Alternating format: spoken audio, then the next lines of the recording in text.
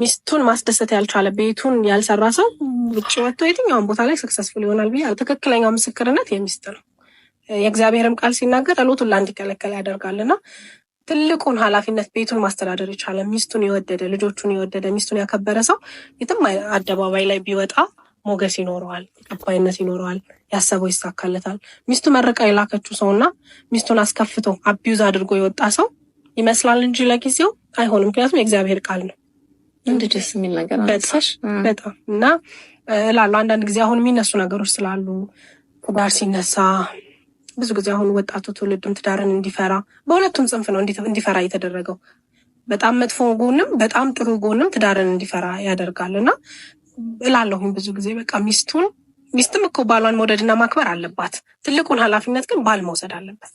ሚስቱን የሰማ ሰው ተዋት አድርግ ያለችው ነገር ብዙ ጊዜ ሀፕን ያደርጋል። ገጥሞሽ አያውቅም? በጣም መስማት ይላሉ።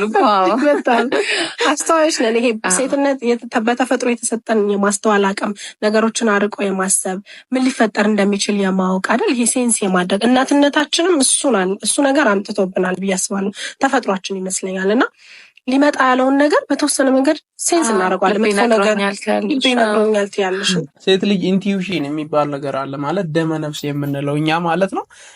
ይነግራቸዋል። ደመነፍሳቸው የሆነ ነገር ሀፕን ሊያረግ ሲል የሚነግራቸው ነው፣ ቀልባቸው ይነግራቸዋል። እና የዛኔ ተው አትሄድ፣ እንደዚህ አታርግ ምናምን ሲባል ወንዱ ደግሞ ያው ታውቃላችሁ፣ ኢትዮጵያ በተለይ አበሻ ወንዶች እኛ ማለት ነው ለቶሎ አንቀበልም ነገሮችን። በተለይ ከሴት ልጅ በላይ እኔ አውቃለሁ የሚል አረዳድ አለን ሁላችንም አበሻ ወንዶች ጋር ያለ ችግር ነው። እና እኔ ከማውቀው በላይ እሷ አውቃ ነው ምናምን እንላለን። እና እሷ አውቃ አይደለም ከአንተ በላይ ግን ኢንቲዩሽኗ ነግሯት ጀስት ይሄ ደመነፍሷ በቃ የሆነ ነገር ያመላክታታል እና ልቧ ይመታል ምናምን በቃ ድምፁን ትሰማዋለች የውስጧን። እና የዛኔ ይቅርብ አትሂድ ተው ምናምን ስትል የዛኔ የሄዶ የሆነ ነገር ፌል ያደርግበታል ምናምን ብዙ ጊዜ እንደዚህ ያጋጥማል። እና በዚህ ይስማማለሁ። ሌላኛው ነገር ደግሞ ኦፍኮርስ የቤት ሰላም የውጭ ሰላም ነው። ባይዘዌ ቤት ውስጥ ሰላም ከሆንክ ውጭ ሰላም ነው፣ ስራ ሰላም ነው፣ ስኬትህ እድገትህ ሰላም ነው። ሁሉ ነገር ፒስ የሚሆነው ቤት ውስጥ ሰላም ከሆነ ነው። እና ለማግባት ያሰባችሁ ያገባችሁ፣